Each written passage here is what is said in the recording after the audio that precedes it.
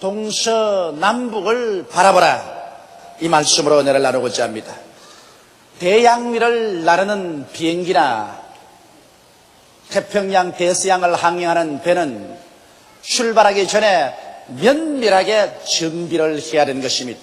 만일 정비를 불량히 한다면 이들이 공중에서나 혹은 바다 위에서 고장을 일으키면 수많은 인명과 재산을 상실하게 되고 비극을 연출하게 되는 것입니다. 이와 같이 여러분, 1년 365일을 앞두고 정초에 출발한 우리들도 우리의 마음의 자세를 확실히 정비하지 않냐고 막연하게 미지의 세계를 대한다면 우리들은 여러 가지 어려움에 부딪혀 파산하고 낭패할 수가 있습니다. 이 세상에 우연이라는 것은 없습니다. 예비하고 준비한 자에게 기회가 다가오는 것이지, 준비하지 않은 자에게는 아무리 기회가 다가와도 그를 포착할 수가 없는 것입니다. 그러므로 이 새해 우리가 어떠한 마음의 자세로 우리 자신을 정비해야 될 것인가, 이 일을 가지고 여러분과 함께 은혜를 나누고자 합니다. 첫째로 여러분, 우리가 우리 마음의 생각을 정비해야만 하는 것입니다. 하나님은 우리들의 생각을 통해서 역사하십니다. 여러분, 우리 몸은 하나님의 성령이 거하시는 성전이라고 말했는데, 예수 믿으면 하나님의 성령이 우리 영 속에 와서 거하십니다. 그러나 성령이 거하는 영이 지성소라면 우리 마음은 성소요, 우리 몸은 성전뜰입니다. 하나님의 성령은 우리 영을 통해서, 우리 마음을 통해서, 우리 육체를 통해서 나타나는 것입니다. 이렇기 때문에 아무리 성령이 우리에게 충만해도 우리 마음이 정비되어 있지 못하면 하나님께서 나타날 수가 없는 것입니다. 성경에는 지킬 만한 것보다 내 마음을 지켜라, 생명의 근원이 이에서 남이라고 말씀하셨으며, 우리의 온갖 구하는 것이나 생각하는 것에 넘치도록 능히하실 하나님이라고 말씀하시고 있는 것입니다. 그러므로 우리의 생각을 오늘 이 시간 정비해야 되겠습니다. 그러면 생각을 어떻게 정비할까요? 우리는 먼저 긍정적인 생각의 바탕을 일으켜야만 되는 것입니다. 사람들은 아담과 하와의 자손이기 때문에 타락한 연고로 그 생각이 부정적이고 부패해 있는 것입니다. 사람들은 빛보다는 어둠을 택해서 어둠에 대한 이야기를 하기를 즐거워하는 것입니다. 사람들은 질서 대신에 무질서를 언제나 찾아내고 그 무질서를 가지고서 원망불평을 합니다. 사람들은 아름다움이 많은데도 불구하고 추한 것만 자꾸 덜추어내서 그를 언제나 공격하고 파헤치는 것입니다. 사람들은 지혜와 지식을 찾는 것보다는 오히려 무지하고 목매한 것을 찾고 그 가운데 거하기를 원합니다. 사람들은 풍요가 있는데도 불구하고 그것은 제껴놓고 언제나 가난을 이야기하고 못 사는 것을 생각하는 부정적인 마음의 바탕을 가지고 있습니다. 사람들은 사랑 대신에 미움을 생각하고 언제나 시기, 분노, 질투하는 그러한 마음의 바탕을 가지고 있습니다. 이러한 마음의 바탕은 하나님께 결코 축복을 받을 수가 없습니다. 왜냐하면 하나님께서는 긍정적인 하나님이시기 때문인 것입니다. 창세기에 보면 땅이 공허하고 혼돈하며 흑암이 깊어무했을 때 하나님은 어둠보다는 빛을 만들었습니다. 무질서 대신에 질서를 만들었습니다. 추 대신에 물은 한 곳으로 모이고 육지가 드러나고 모든 풀과 열매 맺는 나무와 꽃들이 돋아나게 만들었은 것입니다. 주님께서는 어두운 하늘에 해와 달과 별들을 지었었습니다. 텅 빈 하늘에는 새들이 나르고, 그리고 물속에는 물고기가 놀도록 부여와 풍성을 만들었었습니다. 그리고 하나님께서는 당신의 사랑하는 대상인 사람을 만들어서 사람에게 사랑을 부어주셨습니다. 이러므로 여러분, 우리가 하나님과 동행하기 위해서는 새해에는 우리의 마음을 예수 그리스도의 보혈로 씻고 어두움 대신에 빛을, 무질서 대신에 질서를, 추함 대신에 아름다움을, 무지 대신에 지혜와 지식을, 그리고 가난 대신에 부여를, 미움 대신에 사랑을 생각하는 긍정적인 마음의 자세를 가지고 하나님 앞에 서야 되는 것입니다. 그럴 때 우리는 하나님과 동행할 수 있는 것입니다. 그뿐 아니라 우리는 한 걸음 나아가서 적극적인 생각을 가져야만 되는 것입니다. 사람들은 소극적인 생각을 가지고서 언제나 나는 못한다, 나는 안 된다, 할 수 없다, 망한다, 이런 말을 잘합니다. 그러나 여러분, 성경에는 그렇게 말하고 있지 않습니다. 적극적인 생각을 가지고서 할 수 있거든요. 무슨 말이냐? 믿는 자에게는 능치 못하신 일이 없나니라. 바울 선생은 말씀하기를 내게 능력 주시는 자 안에서 내가 모든 것을 할 수 있나니라고 말씀하신 것입니다. 할 수 있다 하면 된다 해보자. 적극적인 사고방식을 가져야만 되는 것입니다. 이스라엘 백성들 가운데 모세가 12정탐꾼을 택해서 그들이 들어갈 적과 꿀이 흐르는 땅을 정탐하고 오라고 했는데 12명이 40주 40야를 정탐하고 가데스 바나에 돌아와서 기다리는 백성들에게 보고회를 가지게 되었는데 그 10사람은 지극히 부정적인 마음의 자세와 또 소극적인 태도로서 말을 했었습니다. 그들은 부정적인 자세로 이렇게 말했습니다. 가보니까 산은 높고 골은 깊고 성벽은 하늘을 찌른 것 같고 그곳에 사는 사람들은 네피림의 후손 아낙 자손이라 다 대장부인데 우리 자신을 비교해봐도 우리는 여치새끼 같더라. 얼마나 부정적인 생각입니까? 거기에다가 소극적인 이제 태도를 말하셨습니다. 우리가 들어가서 그 성을 점령하기는커녕 우리와 우리 처자가 사로잡히리라. 그러므로 우리는 한 장관을 세워서 도로 애굽으로 돌아가자. 10명은 이렇게 부정적인 사고방식에 소극적인 태도를 취했었습니다. 그러나 여기에 여호수아와 갈렙은 뭐라고 했습니까? 아니라 우리가 가본 땅은 진실로 젖과 꿀이 흐르는 땅이라. 긍정적인 태도인 것입니다. 그리고 그는 적극적인 사고방식을 사용하셨습니다. 그들의 보호자는 그들에게서 떠났고 그들은 우리의 밥이라. 우리 들어가서 점령하자. 그러자 사람들은 부정적인 태도와 소극적인 태도를 좋아합니다. 다 급쟁이들이니까. 그러므로 돌을 들어서 여호수아와 갈렙을 치려고 했었습니다. 그럴 때 하나님께서 영광의 구름 가운데 나타나셔서 대노하셔서 10사람의 부정적이고 소극적인 보고를 한 정탐꾼을 그 자리에서 죽게 하시고 그들의 말을 따른 모든 백성을 회진시켜 광야로 돌아가서 자기들이 부정적으로 생각하고 소극적으로 생각한 그대로 광야에서 다 죽게 하고 오직 여호수아와 갈렙만 40년 후에도 80이 되었으나 40대 청춘을 가지고서 후손들을 이끌고 젖과 꿀이 흐르는 가나안 땅에 들어가게 만들어 주신 것입니다. 이렇기 때문에 사랑하는 성도 여러분, 여러분과 나는 우리의 생활 태도가 언제나 우리는 긍정적으로 보고 적극적인 생각의 태도를 취해야 하나님이 기뻐하시고 그러한 사람에게 축복을 허락하여 주시는 것입니다.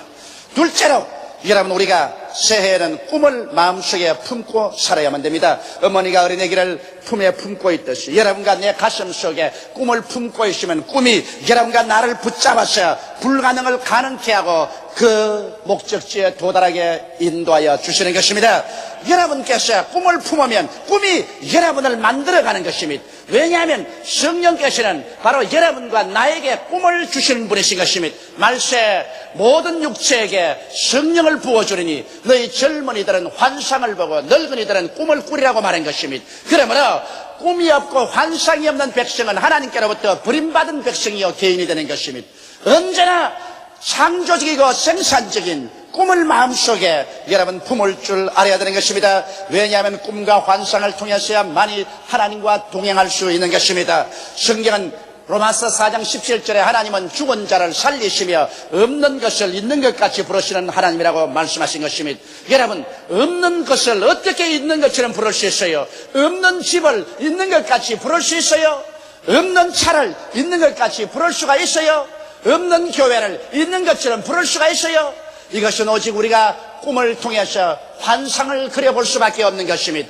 꿈과 환상이 아니고는 없는 것을 있는 것처럼 생각하고 말할 수가 없습니다. 그렇기 때문에 하나님과 동행하려면 우리는 시공을 초월해서 없는 것을 있는 것 같이 꿈을 꾸어보며 환상을 그려보는 길밖에 없는 것입니다. 성경에는 무엇이든지 기도하고 구한 것은 받은 줄로 믿어라. 그래야만 그대로 되라고 했는데, 기도하고 구하여서 아직 없는데도 받은 줄로 믿으라고 했는데 어떻게 받은 줄로 믿습니까? 내가 꽃을 달라고 기도했는데 아직 꽃이 없는데도 불구하고 꽃이 있는 줄로 믿으라고 하는데, 이것은 없는 꽃을 있는 것처럼 우리의 마음속에 환상을 그려보라는 것입니다. 우리가 그 꽃을 꿈속에 받아들이라는 것입니다. 이러므로 꿈과 환상을 통해서만이 우리는 하나님과 동행할 수가 있는 것입니다. 그렇기 때문에 꿈이 없는 백성은 망한다고 하는 것입니다. 꿈이 없으면 하나님이 동행할 수 없고 하나님이 같이 하지 않은 백성은 결국 파멸해버리고 말 것이기 때문인 것입니다. 꿈은 믿음의 어머니인 것입니다. 여러분, 성경 말하기를 믿음은 바라는 것들의 실상이라고 말했는데, 바라는 것은 뭡니까? 바라는 것은 바로 꿈입니다. 여러분이 남편이 구원받기를 바랍니까? 그것은 남편이 구원받을 것을 꿈꾸고 있는 것입니다. 자식들이 공부 잘하기를 바랍니까? 자식들이 출세할 것을 꿈꾸고 있는 것입니다.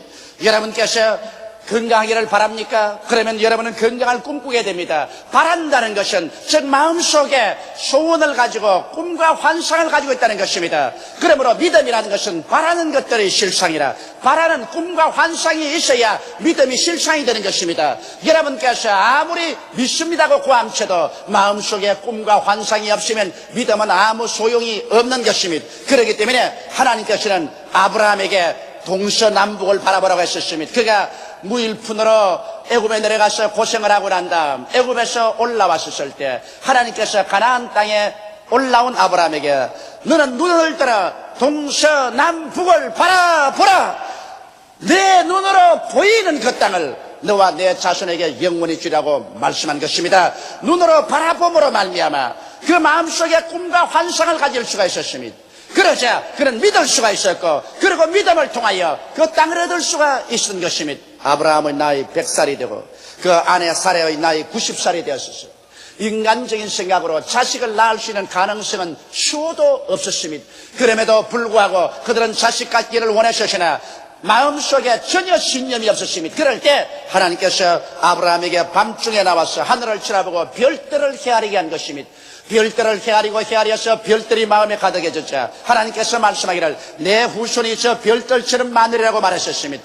그래서 별들을 헤아림을 통해서 아브라함의 마음속에 꿈을 심어준 것입니다. 그는 그때부터 시작해서 그 자손이 하늘의 별들처럼 많을 것을 꿈꾸어보자, 그것을 바라자, 그 바람이 믿음으로 변화된 것입니다. 그래서 그 꿈이 믿음을 산출하여 아브라함은 믿었고 그 아내 사라도 믿었었습니다. 그 결과 1년이 지나서 이삭이라는 아름다운 아들을 낳는 기적을 체험하게 된 것입니다.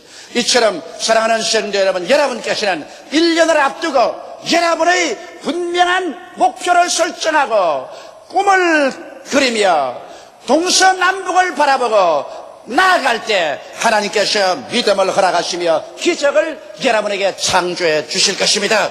꿈이 없이 이해를 살지 마십시오. 여러분은 하나님 앞에서 꿈을 가슴에 품고 살아가십시오. 그런 꿈이 여러분에게 기적을 산출해 주실 것입니다. 셋째로, 이 한 해 동안은 하나님의 말씀에 귀를 기울이며 살아야 되겠습니다. 성경에는 믿음은 들음에서 나며 들음은 그리스도의 말씀으로 말미암다고 말하고 있는 것입니다. 여러분, 이 성경 말씀은 과거에 기록된 책입니다. 이 성경의 말씀은 하나님께서 선지자들과 제사장들과 왕들과 여러 사람을 통해서 기록해서 완성된 책인 것입니다. 이 성경을 읽으면 하나님께서 과거에 어떻게 역사하셨는가를 우리에게 소상하게 보여주고 있는 것입니다. 그러나 우리는 현재에 살고 있는 것입니다. 그러면 현재 이 말씀을 어디서 얻을까요?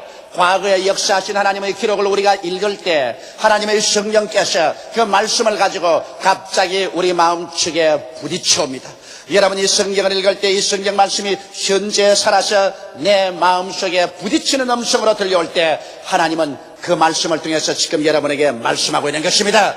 과거에 기록한 성경 말씀은 헬라어로 로고스라고 말합니다. 그러나 현재 마음에 부딪혀오는 하나님의 말씀은 헬라어로 레마라고 말합니다. 이 로고스가 여러분과 내가 하나님 앞에서 말씀을 읽을 때 성령으로 말미암아 내 마음속에 부딪혀 들어오는 음성이 될 때는 레마가 되고, 레마를 들으면 여러분 마음속에 믿음이 생기라는 것입니다. 여러분 또한 여러분께서 하나님 말씀을 들을 때, 설교 들을 때 그 말씀이 마음에 부딪혀옵니다. 보통 때는 설교를 들으면 그저 참 은혜롭고 좋다고 생각하는데 어떤 때는 그 말씀이 마치 섭을 태우는 불과 같이, 바위를 깨뜨리는 방망이 같이 내 마음속에 부딪혀오는 음성이 들려옵니다. 내 마음에 부딪혀올 때 그것은 하나님 말씀이 바로 현재 여러분에게 하나님이 말씀하는 것이 되고 마는 것입니다. 또한 여러분이 기도할 때 열심히 기도하는데 갑자기 마음속에 부딪혀오는 음성이 있습니다. 갑자기 너희 이웃 사람에게 전도하라. 혹은 네가 일어나서 얼마 많은 헌금을 하나님께 드려라. 혹은 네가 또 어떻게 기도하라.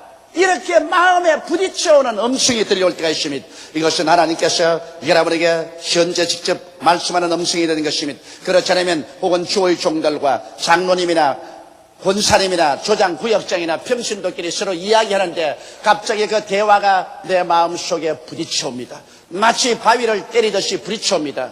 그럴 때는 하나님께서 그 사람의 입을 통해서 내게 말씀하는 것입니다. 그래서 오늘날 또 하나님은 이 로고스를 통해서 또 우리 설교를 들을 때, 기도할 때, 또 대화 중에서 우리의 마음속에 갑자기 다가와서 말씀해 주는 것입니다. 여러분께서 그 말씀에 귀를 기울일 때 그 말씀은 여러분의 마음속에 하나님께서 주시는 믿음이 되고 아이디어가 되고 지혜가 되고 지식이 되고 판단력이 되어지는 것입니다.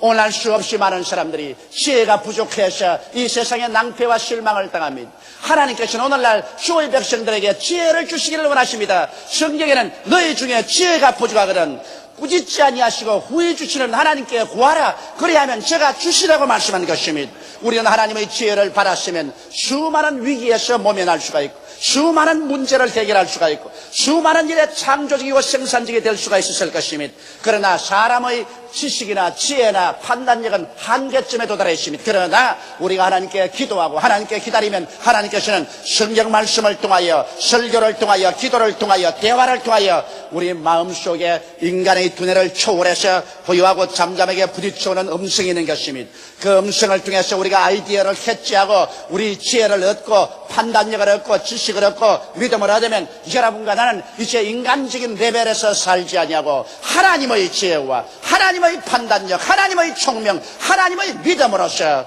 인생을 살아갈 수 있게 되는 것입니다. 나는 우리 교회 사업을 하는 어떤 자매님이 내게 이런 간증을 하는 걸 들었습니다. 목사님, 나는 주님 앞에서 설교 들을 때 굉장한 아이디어를 얻습니다. 하나님 말씀을 듣고 있을 때 갑자기 성령께서 내 마음에 부딪혀 와서 내게 새로운 아이디어를 주십니다. 나는 그 아이디어를 받아서 사업을 한 결과에 크게 성공을 했습니다. 그러고 난 다음에 이 해가 지나기 전에 내가 하나님께 감사의 예물을 드리겠습니다 하고 1천만 원의 헌금을 가지고서 제게 와서 간증하는 것을 들었었습니다. 그는 평범한 하나의 주부였지만은 그러나 하나님 말씀을 들을 때마다 그 말씀 속에서 아이디어가 마음속에 전달되어서 그런 인생을 성공적으로 살아갈 수 있다는 간증을 했었습니다. 여러분, 하나님께서 오늘날 또 시시각각으로 여러분에게 말씀하기를 원하십니다. 하나님의 말씀을 들으려고 귀를 기울이는 자에게 하나님은 말씀하시지 무관심하는 자에게는 하나님께서는 말씀하지 아니하시는 것입니다. 그러므로 이 해는 하나님의 말씀에 귀를 기울이는 마음을 가지고서 레마를 받아가면서 살아가는 여러분 되시기를 주님의 이름으로 축원합니다. 넷째로 금년 새해는 강한 믿음의 서든을 하면서 살아가십시다. 여러분, 사람이 하나님의 형상과 모양대로 지음받은 것은 바로 하나님처럼 말할 수 있다는 특권이 주어진 것입니다. 하나님은 말씀으로 천지를 지으셨는데 사람에게도 말할 수 있는 기능을 주심으로 타락하기 전에 사람은 말로서 온 세계를 다스린 것입니다. 그러나 타락하고 난 다음 그 권능을 잃어버렸으나 우리가 회개하고 예수를 믿고 구원을 받고 하나님 백성이 되고 난 다음에 또다시 우리 입에서 나오는 말은 위대한 창조적인 능력을 나타내기 시작한 것입니다. 여러분, 우리 사도들의 생애를 통해서 보십시다.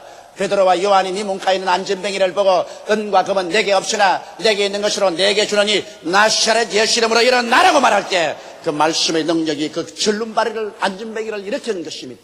바울이 루스드라에서 태어날 때부터 안진뱅이 된 사람 보고 설교하다가 말고 내 발로 일어나라 하니 일어나 버리셨습니다. 말씀으로 그 안진뱅이를 일으킨 것입니다. 베드로는 죽은 도르가에게 와서 기도하고 난 다음에 도르가야 일어나라고 말하니 죽은 도르가가 살아 일어난 것입니다.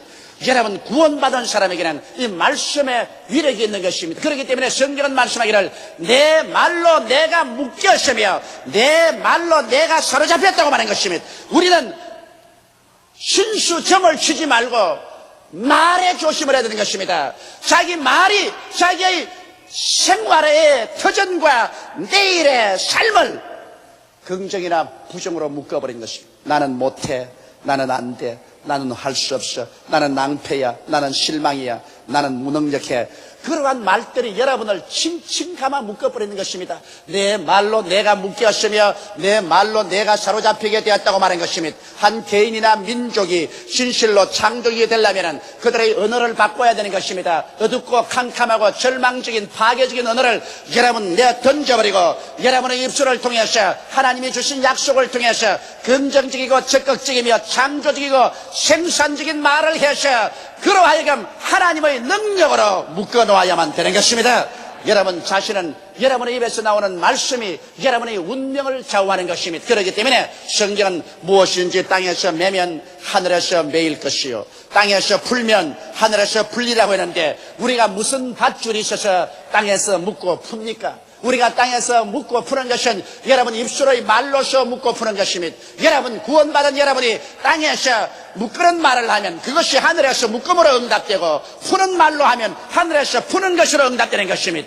이렇기 때문에 여러분께서 이 땅에 사는 동안에 무슨 말을 하는가 이것이 여러분을 묶거나 해방시켜 놓는 것입니다. 이러므로 내가 여러분에게 애드바이스하고 싶은 것은 우리는 십자가 밑에서 오중복음과 삼박자 축복의 말씀을 강하게 해서 하나님의 영광으로 여러분 자신을 묶어놓게 되시기를 주 이름으로 축원합니다. 여러분은 십자가 밑에 나와서 나는 예수 그리스도의 십자가의 보혈로 죄사함을 받은 의인이 되었다고 말하십시오. 의의 힘으로 여러분은 잡히게 될 것입니다.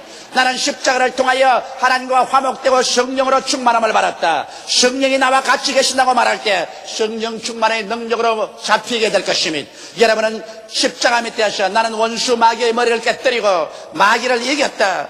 그리고 나는 예수님이 채찍에 맞으신 공로로 말미암아 치료함을 받았다고 강하게 선포하면 여러분은 치료의 능력에 잡히게 될 것입니다. 그렇게 된다면 마귀는 한 길로 왔다 일곱 길로 도망치고 여러분은 건강의 생명으로 잡힐 것입니다. 사람들은 말하기를 마귀가 와서 나를 이렇게 시험했다. 마귀가 와서 나를 이렇게 때렸다. 나는 마귀의 시험에 들었다. 이런 말을 해서 마귀를 인정하고 마귀를 영광스럽게 하고 마귀의 힘을 시인해 주기 때문에 그 사람은 마귀의 칭칭감은 올무에서 벗어날 수가 없는 것입니다. 그러므로 십자가 밑에서 이미 승리한 하나님의 말씀을 가지고서 여러분 자신을 개방해야 되는 것입니다. 성경은 뭐라고 말했습니까? 마귀를 대적하라. 그리하면 제가 너를 피하리라. 너희가 내 이름으로 귀신을 쫓아낼 것이라.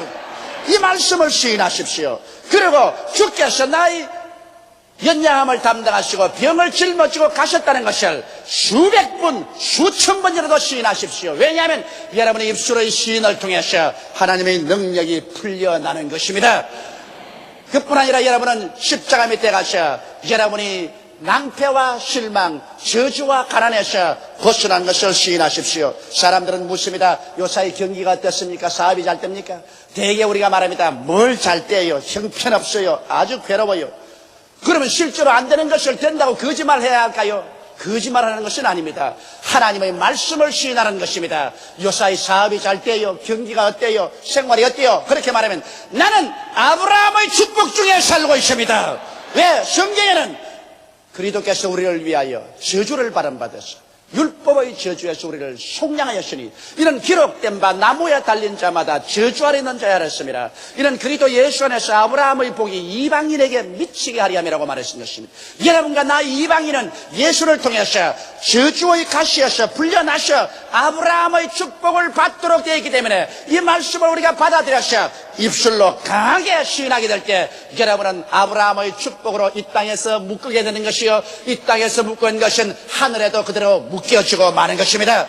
이제 하나님께서는 여러분과 나에게 묶고 푸는 고난을 주신 것입니다. 하나님께 책임을 돌리지 마십시오. 하나님은 여러분을 기다리고 있는 것입니다. 여러분께서 십자가의 그리스도의 대속의 연청으로 이 땅에서 강하게 시인하면 하나님의 축복으로 이 땅에서 묶임을 받을 것이요 하늘에도 역시 하나님이 묶어주는 것입니다. 그러나 이 땅에서 여러분께서 자꾸만 낭패와 실망을 말하면 하나님의 축복에서 풀려나고 말 것이요 하늘에서도 풀어버리고 말 것인 것입니다. 이러므로 하늘은 이 땅에 있는 여러분의 입술의 시인에 따라서 반응한다는 것을 알아야 될 것인 것입니다. 이러므로 비록 사망이 다가와도 바울 선생처럼 사망은 너희 이기는 것이 아니냐, 사망은 너희 소는 것이 아니냐, 우리는 그리스도 예수 안에서 이미 하늘에 앉았다고 말할 때 죽음의 공포는 다 사라져버리고 말게 될 것입니다. 오직 하나님의 영광으로 채워질 것입니다.